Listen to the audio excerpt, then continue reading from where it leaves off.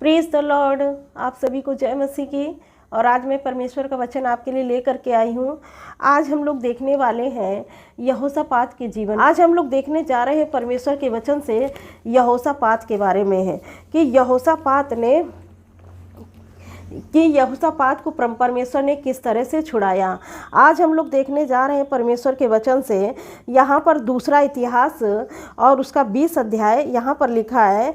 इसके बाद मोआबियों और अम्मोनियों ने आकर उनके साथ कई मुनियों ने युद्ध करने के लिए यहोशापात पर चढ़ाई की। तो आज हम लोग परमेश्वर के वचन से सीखने जा रहे हैं कि अगर आप किसी भी बैटल को, अपने जीवन में भी युद्ध को आप लड़ रहे हैं, तो परमेश्वर कैसे आपको उस युद्ध से छुटकारा देगा। आज हम परमेश्वर के वचन से इसी बात को सीखेंगे। और यहाँ पर हम देखेंगे कि यहाँ पर मोआबियों ने और अम्मोनियों ने यहोशापात पर आक्रमण कर दिया। और जब आक्रमण कर दिया तो यहोशापात जो था वो डर गया। देखिए दूसरा इतिहास उसके 20:3 में लिखा हुआ है, तब यहोशापात डर गया और यहोवा की खोज में लग गया। पूरे यहूदा में उपवास का प्रचार करवाया। अतः यहूदी यहोवा से सहायता मांगने के लिए इकट्ठा हुए, वरन वे यहूदा के सब नगरों से यहोवा से भेंट करने के लिए आए। अब यहाँ पर परमेश्वर का वचन कहता है कि ये जो यहोशापात था, ये जब डर गया और इतनी बड़ी सेना ने उसके ऊपर आक्रमण कर दिया, अब उसके पास वो ये नहीं देख रहा था कि मेरे पास कितने हथियार हैं, क्योंकि हो सकता है क्योंकि इतनी बड़ी सेना थी उसके पास उतने हथियार ना हो, और उसके पास बम ना हो, या उसके पास टैंक ना हो, या लड़ाई का सामान ना हो। तो उतना जितना उसे चाहिए था इतनी बड़ी सेना को हराने के लिए, उतना उसके लिए सफिशिएंट ना हो, उतनी जो कहेंगे उतने जो हथियार है उसके पास शायद ना हो। और वो इतनी बड़ी सेना को देख करके डर गया। अब वो अपने जीवन में बैटल को फील करने लगा कि अब तो हम शत्रु के हाथ में हो जाएंगे, अब तो हम ख़त्म हो जाएंगे। और वो बहुत ही समस्या का सामना कर रहा था। और वो ऐसे युद्ध में था, वो मानसिक रूप से भी युद्ध कर रहा था, शारीरिक रूप से भी युद्ध कर रहा था, क्योंकि उसको कुछ समझ में नहीं आ रहा था कि अब क्या करे। जो विपत्ति उसके जीवन में आई है, तो उस विपत्ति से वो कैसे छुटकारा प्राप्त करे। तो उसे समझ में ही नहीं आ रहा था कि उसे करना क्या है।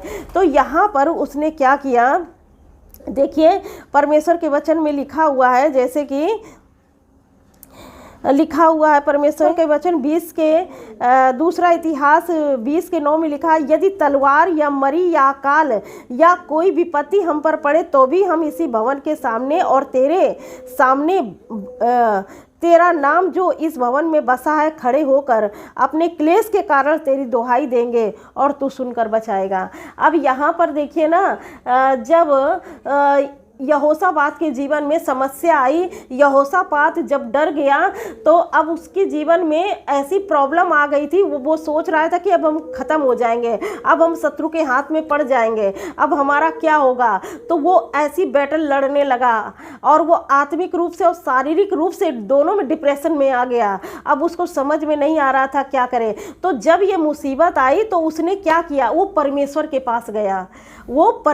पास गया। और जब हमारे ज़िंदगी में अगर कोई प्रॉब्लम आती तो हम किसके पास जाते हैं? या तो हम अपने रिश्तेदारों के पास जाते हैं कि शायद वो हमारी मदद कर देगा, तो हम इस युद्ध से, इस परेशानी से बाहर आ जाएंगे।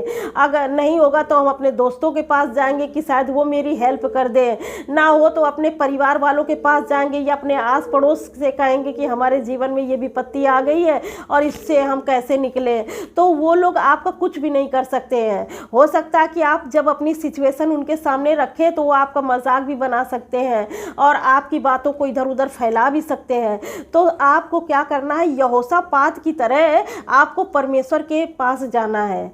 यहोशापात की तरह आपको परमेश्वर के पास जाना है, ना कि मनुष्य के पास जाना है। बहुत सारे लोग जो हैं वो अपने जीवन में क्या करते हैं, अगर कोई युद्ध फेस कर रहे होते हैं या किसी बैटल को लड़ रहे होते हैं या आत्मिक रूप से शारीरिक रूप से डिप्रेशन में होते हैं, तो वो सोचते हैं कि अगर किसी को दिखा दें, शायद जो मेरे भविष्य बता देगा कि ये डिप्रेशन, ये परेशानी, ये बैटल कब तक रहेगा, तो उनके पास चले जाते हैं। और कोई देखते हैं कि अगर जादू टोना से सही हो जाए ये सिचुएशन हमारी, तो जादू टोना वाले के पास चले जाते हैं। लेकिन परमेश्वर का वचन इन सब चीज़ों के खिलाफ है। परमेश्वर नहीं कहते हैं, परमेश्वर नहीं चाहते कि आप किसी भी दुष्ट आत्मा के पास जाएं और अपने काम को सही करने के लिए। तो यहाँ पर परमेश्वर का वचन कहता है कि जब यहोशापात के जीवन में समस्या आई, प्रॉब्लम आई, तो वो किसी भी भविष्य बताने वाले के पास नहीं गया, किसी जादू टोना करने वाले के पास नहीं गया, कोई तंत्र मंत्र नहीं किया। यहाँ पर परमेश्वर का वचन कहता है कि वो जीवित परमेश्वर के पास गया, सच्चे परमेश्वर के पास में गया यहोशापात, और उसने उपवास का ऐलान कराया। और जब उपवास का ऐलान कराया तो सारे यहूदी लोग उपवास करने लगे, परमेश्वर के सामने अपने आप को दे दिया, परमेश्वर के सामने अपने आप को अर्पण कर दिया, अपने मन और तन को, दोनों को, और वो उपवास करने लगे परमेश्वर के सामने। अब यहाँ पर देखेंगे, अब यहाँ पर वो कहता है यहोशापात, ये युद्ध ही क्या है, ये समस्या क्या है। अगर इस संसार में कोई मरी आएगी या कोई बीमारी आएगी या कोई अकाल आएगा, तब भी परमेश्वर हम आप पर ही आश्रित रहेंगे। आपके जीवन में भी अगर कोई भी परेशानी आती है तो आप किसी के पास न जाएं, आप सिर्फ परमेश्वर के पास जाएं। आप परमेश्वर के पास जब जाएंगे ना, तब परमेश्वर आपके लिए कार्य करने पाएंगे। जब आप मनुष्यों के पास जाएंगे तो क्यों परमेश्वर आपके लिए कार्य करने पाएंगे। आप जिसके पास जाते हैं, अपनी समस्या को रखते हैं, तो जैसे आप मनुष्य के पास जाएंगे तो वो आपके लिए उपाय नहीं कर पाएगा, लेकिन आप परमेश्वर के पास जाएंगे तो आपके लिए वो उपाय करेंगे, आपके लिए मार्ग निकालेंगे, आपको अपने वचन देंगे, आपको बताएंगे कि क्या करना है। अब यहोशापात के जीवन में जब ये विपत्ति आई तो वो कहता है कि यह बड़ी भीड़ हम पर चढ़ाई कर रही है, उसके सामने हमारा तो बस ही नहीं चलता। अब वो कह रहा है यहोशापात, हमें तो कोई बस ही नहीं चलता कि मैं इससे कैसे लड़ूं, मुझे तो कुछ समझ में नहीं आ रहा कि मैं इस लड़ाई में कैसे लड़ूं। तो यहाँ पर परमेश्वर ने क्या किया, तो जब उसने अपने आप को पूरी तरह से परमेश्वर पर समर्पित कर दिया, तब यहाँ परमेश्वर का वचन कहता है, जो बड़ी भीड़ हम पर चढ़ाई कर रही है उसके सामने तो हमारा बस ही नहीं चलता और हमें कुछ नहीं सूझता कि क्या करना चाहिए, परंतु हमारी आंखें तो तेरी ओर लगी हुई हैं। और यहाँ परमेश्वर का वचन कहता है, यहोशापात कहता है कि हमारी आंखें तो आपकी ओर लगी हुई हैं परमेश्वर, हमें तो कुछ भी नहीं सूझ रहा कि इस विपत्ति से, इस परेशानी से मैं कैसे निकलूं। लेकिन जब उसने अपने आप को परमेश्वर के हाथ में सौंप दिया, तब परमेश्वर का आत्मा जो है उतरा। और परमेश्वर का आत्मा जब उतरा, यहाँ पर लिखा है, तब आसपास के वंश में से यहीजेएल नामक एक लेवी को, जो जकरिया का पुत्र और बनाया का पोता, मतन्या का पुत्र, योएल का पोता था, उसने मंडली के बीच में यहोवा का आत्मा समाया और तब कहने लगा, हे सब यहूदियों, यरूशलेम वासियों, यरूशलेम के रहने वालों, हे राजा यहोशापात, तुम सब ध्यान दो। यहोवा तुमसे यूं कहता है कि तुम इस बड़ी भीड़ से मत डरो, नहीं डरो, तुम्हारा मन कच्चा ना हो, क्योंकि युद्ध तुम्हारा नहीं, क्योंकि युद्ध परमेश्वर का है। और इन्होंने कहा, जब परमेश्वर का आत्मा उतरा तो उन्होंने कहा, युद्ध आपका नहीं है, युद्ध परमेश्वर का है। तो यहाँ पर जब ये परमेश्वर के पास गया, तब परमेश्वर के आत्मा ने बताया, अब परमेश्वर का आत्मा उतरा और बताया कि मत डरो, तुम्हारा मन कच्चा ना हो, क्योंकि युद्ध तुम्हारा नहीं है, युद्ध परमेश्वर का है। तो जब युद्ध परमेश्वर का है तो युद्ध परमेश्वर लड़ेंगे, आपको बस देखना है कि परमेश्वर आपके जीवन में क्या करते हैं। तो इसलिए अगर आप किसी भी परेशानी में हैं या कोई भी युद्ध लड़ रहे हैं अपने जीवन में, बहुत दिन से लड़ रहे हैं, जैसे कोई भी युद्ध हो सकता है, या कोई युद्ध डिप्रेशन का हो सकता है, या कोई युद्ध कर्ज का हो सकता है, ये युद्ध जो होता है आपके परिवार में किसी का हो सकता है कि आपके विरोध में कोई खड़ा हो, आप जहाँ पर काम कर रहे हैं वहाँ पर विरोध हो, वहाँ के लोग आपको डिप्रेशन में डाल रहे हो, वहाँ लोग सता रहे हो, तो आप किसी भी प्रकार का युद्ध लड़ सकते लड़ रहे होंगे। और आप देखेंगे कि हो सकता है कि आपको कर्ज में हो, आप कर्ज का युद्ध लड़ रहे हो, या हो सकता है कोई आपको कोर्ट में कोई केस चल रहा हो, तो उस केस से आप बहुत दिन से लड़ रहे हैं और उस युद्ध को बहुत फेस कर रहे हैं। हो सकता है आप एंजाइटी फील कर रहे हो, उसका युद्ध लड़ रहे हो। तो आपको फाइनेंशियल प्रॉब्लम कोई हो, उसका युद्ध आप लड़ रहे हो। तो युद्ध कई प्रकार के होते हैं मनुष्य के जीवन में जो वो लड़ रहे होते हैं, लेकिन उनके पास सोल्यूशन नहीं होता है कि वो करे क्या। युद्ध तो मनुष्य के जीवन में बहुत होता है, वो मनुष्य युद्ध को लड़ता रहता, अपने जीवन भर लड़ता रहता और इस दुनिया से चला जाता, उसको पता ही नहीं चलता है कि इसका उपाय क्या है, ये क्यों आई है। तो ये विपत्तियां इस संसार में ये जो आती हैं, जो युद्ध आप लड़ रहे हैं, फेस कर रहे हैं, तो इनका एक ही उपाय है कि यहोशापात की तरह आप परमेश्वर के सम्मुख जाइए। तब आपको परमेश्वर का आत्मा बताएगा कि आपको करना क्या है। तो जब आप परमेश्वर को खोजेंगे, परमेश्वर के सम्मुख जाएंगे, तब परमेश्वर आपके लिए उपाय करेंगे। और जब परमेश्वर आपके लिए उपाय करेंगे, मार्ग निकालेंगे ना, तब आप उन बैटल से छूट पाएंगे। तब यहाँ पर देखेंगे कि यहाँ पर यहोशापात को परमेश्वर ने कहा कि तेरा मन कच्चा ना हो और तू मत डर और तेरा मन कच्चा ना हो, क्योंकि युद्ध आपका नहीं है, युद्ध परमेश्वर का है। तो इस युद्ध को परमेश्वर ही लड़ेंगे। आपको सिर्फ चुपचाप रहना है और देखना है कि परमेश्वर किस तरह से आपके जीवन में कार्य करते हैं। तो यहोशापात की तरह आप परमेश्वर के सम्मुख जाइए। अब ये देखिए कैसे परमेश्वर ने इनके जीवन में कार्य किया। फिर यहाँ पर लिखा है 20 के 17 में, इस लड़ाई में तुम्हें लड़ना ना होगा। युद्ध परमेश्वर का है तो परमेश्वर लड़ेंगे और इस लड़ाई में आपको लड़ना नहीं होगा। हे यहूदा, हे यरूशलेम वासी, ठहरे रहना और खड़े खड़े रहकर यहोवा की ओर से अपना बचाव देखना। और यहाँ परमेश्वर कहते हैं कि तुमको लड़ना नहीं पड़ेगा और परमेश्वर की तरफ से अपना बचाव देखना कि परमेश्वर आपके जीवन में किस तरह से कार्य करते हैं। और यहाँ पर जैसे कि लिखा हुआ है परमेश्वर के वचन में, और तुम्हारा मन कच्चा ना हो, कल उनका सामना करने को चलना और यहोवा तुम्हारे साथ रहेगा। अब इन्होंने क्या किया कि इन्होंने आज्ञा मानी। जैसा परमेश्वर ने कहा था कि मत डरो, तुम्हारा मन कच्चा ना हो और परमेश्वर तुम्हारे लिए लड़ेगा, लेकिन तुम्हें कल जाना पड़ेगा, वहाँ पर युद्ध में जाना पड़ेगा, लेकिन लड़ना नहीं पड़ेगा, युद्ध परमेश्वर लड़ेगा। तो इन्होंने यहाँ पर आज्ञा मानी। तो आपने सीखा ना, जब आप परमेश्वर के पास जाते हैं, अपने युद्ध को रखते हैं परमेश्वर के सामने, चाहे वो किसी प्रकार का युद्ध हो, चाहे बीमारी का युद्ध हो, चाहे एंजाइटी का युद्ध हो, चाहे कर्ज का युद्ध हो, चाहे बीमारी का युद्ध हो, या कोई मुकदमे का युद्ध हो, या कोई ऑफिस में आपको परेशान कर रहा है उसका युद्ध हो, या परिवार में कोई आपको सता रहा है उसका युद्ध आप फेस कर रहे हैं, किसी भी प्रकार का युद्ध आप फेस कर रहे हैं, तो आप परमेश्वर के सम्मुख जाइए और परमेश्वर से प्रार्थना कीजिए। तब परमेश्वर का आत्मा आपको बताएगा, और जब परमेश्वर का आत्मा बताएगा तो आपका वचन आपके लिए कहता है। फिर आपको जब परमेश्वर का वचन बताता है, तो जब परमेश्वर का वचन आपको मिलता है तो आपको उसी में स्थिर हो जाना है। यहाँ पर तो परमेश्वर का वचन मिला कि तुम जाओगे लड़ाई के मैदान में, लेकिन तुम्हें लड़ना नहीं पड़ेगा। तो इसी तरह आपको भी परमेश्वर का जब आत्मा बताएगा कि आपको वचन मिलेगा अपने युद्ध को लड़ने के लिए, तो उस वचन को आप थाम लीजिए कि आपको परमेश्वर का वचन क्या कह रहा है। तो जब आप थाम लेंगे उस वचन को, आज्ञा में उस वचन को आप लेके अपने जीवन में चलेंगे ना, तो परमेश्वर का वचन कहता है कि आपको युद्ध लड़ना नहीं होगा, युद्ध परमेश्वर आपके लिए लड़ेंगे। लिखा है फिर 20 के 18 में, तब यहोशापात भूमि की ओर मुंह करके झुका और सब यहूदी और यरूशलेम के निवासियों ने विश्वास के सामने यहोवा के सामने गिर के यहोवा को दंडवत किया।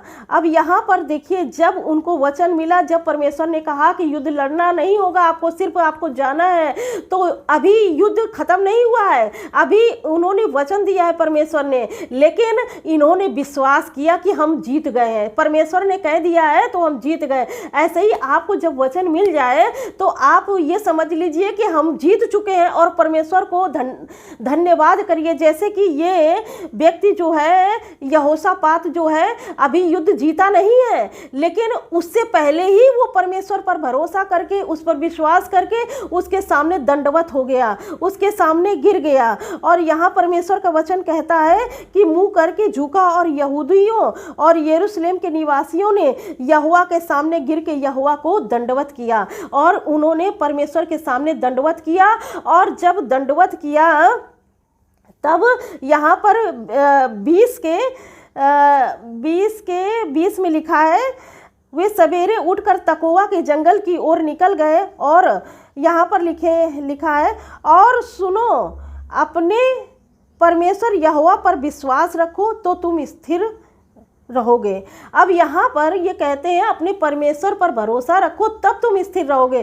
तो आपके जीवन में किसी भी प्रकार की युद्ध को आप जब फेस कर रहे हैं तो आपको विश्वास करना बहुत ज़रूरी है। जब विश्वास करेंगे तो आप स्थिर बने रहेंगे, और जब स्थिर रहेंगे और तब परमेश्वर आपके लिए लड़ेंगे। अब यहाँ पर जैसे लिखा हुआ 21 में, तब उसने अपनी प्रजा के साथ सहमति करके कितनों को ठहराया कि पवित्रता से शोभायमान होकर हथियारबंदों के आगे आगे चलते हुए यहोवा के गीत गाएं और या कहते हुए उसकी स्तुति करें, यहोवा का धन्यवाद करो क्योंकि उसकी करुणा सदा की है। अब यहाँ पर कहते हैं, परमेश्वर का वचन कह रहा है कि जो परमेश्वर ने कह दिया कि युद्ध तुम्हारा नहीं युद्ध मेरा है, तब परमेश्वर का वचन कहता है कि बड़ी पवित्रता से, यहाँ पे लिखा है ना कि पवित्रता से शोभायमान होकर हथियारबंदों के आगे आगे चलते हुए यहोवा के गीत गाओ। तो जब आप विश्वास करेंगे तब आप दृढ़ होंगे। फिर आपको क्या करना है, जब आपको वचन मिलता है तो आपको स्थिर रहना है, विश्वास करना है, और फिर लिखा है पवित्रता में चलना है। पवित्रताई से जब चलेंगे, पवित्रता से आप जब चलेंगे और फिर जब पवित्रता में आप चलेंगे तो आपको यहोवा के गीतों को गाना है, उसकी आराधना करना है। तब आप इस युद्ध से, जो आपके सामने ये युद्ध है, तो आप इस युद्ध से जीत जाएंगे। और युद्ध को आपको नहीं लड़ना होगा, युद्ध परमेश्वर लड़ेंगे। अब यहाँ पर लिखा है जैसे, यहोवा का धन्यवाद करो क्योंकि उसकी करुणा सदा की है। और जिस समय वे गाकर स्तुति करने लगे उसी समय यहोवा ने अमोनी, मोआबियों और सेर के पहाड़ी देश के लोगों पर जो यहूदा के विरुद्ध आ रहे थे घातकों को बैठा दिया और वे मारे गए।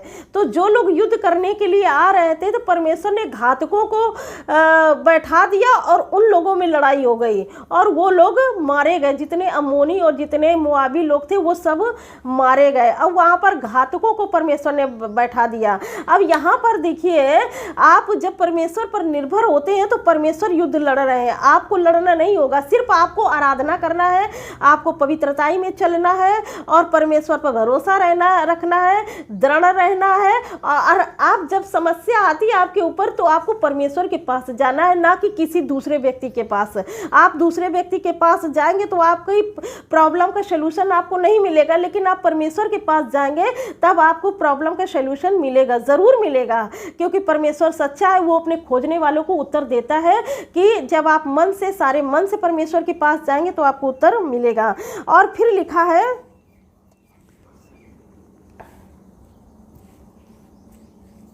फिर लिखा हुआ है कि क्योंकि अम्मोनी और मोआबियों ने सेर के पहाड़ी देश के निवासियों को डराने और सत्यानाश करने के लिए उन पर चढ़ाई की, और जब वे सेर के पहाड़ी देश के निवासियों का अंत कर चुके तब उन सबों ने एक दूसरे का नाश कर दिया। अब यहाँ पर जिन घातकों को परमेश्वर ने यूज़ किया था उन अम्मोनी और मोआबियों के लिए, अब वो जो घात करने वाले थे वो लोग आपस में ही लड़ गए और आपस में ही लड़ करके अपने आप को ख़त्म कर लिया।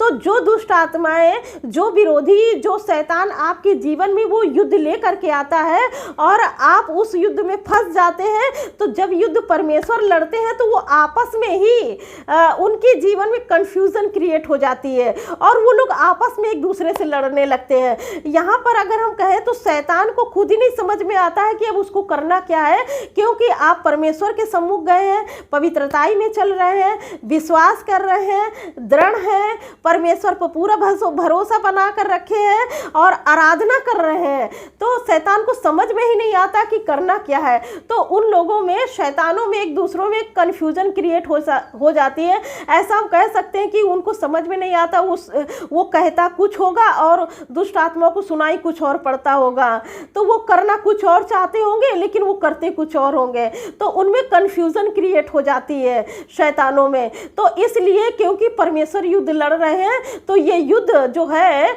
हम लोग जीत जाते हैं। तो अपने युद्ध को परमेश्वर के सामने रखें। और यहाँ पर लिखा हुआ है 20 के 24 में, तब यहूदियों ने जंगल की चौकी पर पहुंचकर उस भीड़ को और दृष्टि की और क्या देखा कि वे भूमि पर पड़े हुए शव हैं और कोई नहीं बचा। अब यहाँ पर परमेश्वर का वचन कहता है कि जब परमेश्वर युद्ध लड़ रहे थे तो वहाँ पर जहाँ युद्ध भूमि थी तो वहाँ पर सब लोग मर गए थे, सब कुछ खत्म हो गया था। और जब ये लोग गए वहाँ पर तो देखा कि सब मरे पड़े हुए हैं। और फिर यहाँ पर देखिए क्या लिखा हुआ है, और कोई नहीं बचा। तब यहोशापात और उसकी प्रजा लूट लेने को गए और शवों के बीच में बहुत सारी संपत्ति और मनभावने गहने मिले, और उन्होंने इतने गहने उतार लिए कि उनको ना ले जा सके, और वरन लूट इतनी अधिक थी कि बटोरते बटोरते 3 दिन लग गए।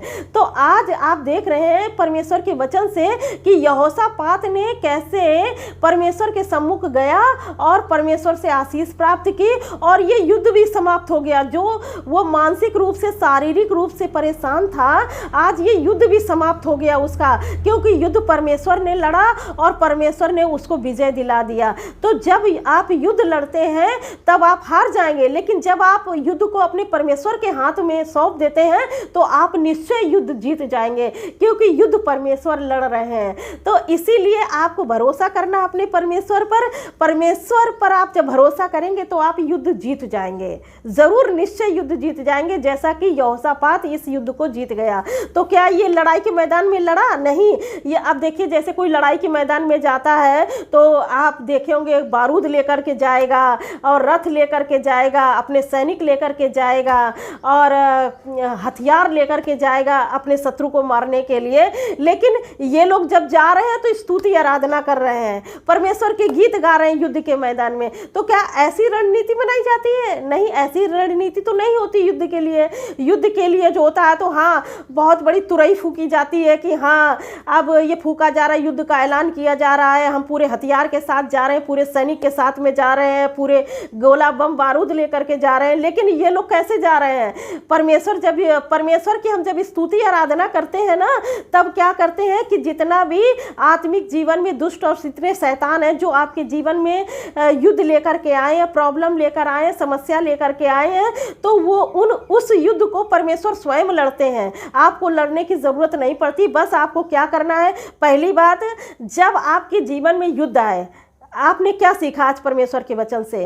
अगर आप किसी भी प्रकार के युद्ध को अपने जीवन में फेस कर रहे हैं, जैसे कि अभी आपने सीखा परमेश्वर के वचन से, अगर आप बीमारी का युद्ध फेस कर रहे हैं या अगर आप कोई डिप्रेशन का युद्ध फेस कर रहे हैं, या कोई डर और चिंता आपको सता रही है, आप इसका युद्ध फेस कर रहे हैं, या कोई मुकदमा आपका बहुत दिन से चल रहा है, आप उसको फेस कर रहे हैं बहुत ज़्यादा, या आप लोग बीमार हैं, बहुत दिन से बीमारी में आप उस युद्ध को फेस कर रहे हैं, या आप किसी प्रकार के कर्ज में हैं उसको फेस कर रहे हैं, कोई EMI भरना है उसको फेस कर रहे हैं, या किसी प्रकार से आपके परिवार में आपके प्रति सताव है, आप उसको फेस कर रहे हैं, तो परमेश्वर के वचन से आपने जो आज सीखा है आज उसको अप्लाई करिए, तो आप देखेंगे कि आपको परमेश्वर खुद विजय दिलाएंगे। पहले आपको क्या करना है, जब आप जिस युद्ध में हैं तो आप उससे डरे नहीं, क्योंकि परमेश्वर का आत्मा ने कहा कि डरना नहीं है यहोशापात, तेरा मन कच्चा ना हो। इसी प्रकार परमेश्वर आपसे भी कहते हैं कि आपका मन कच्चा ना हो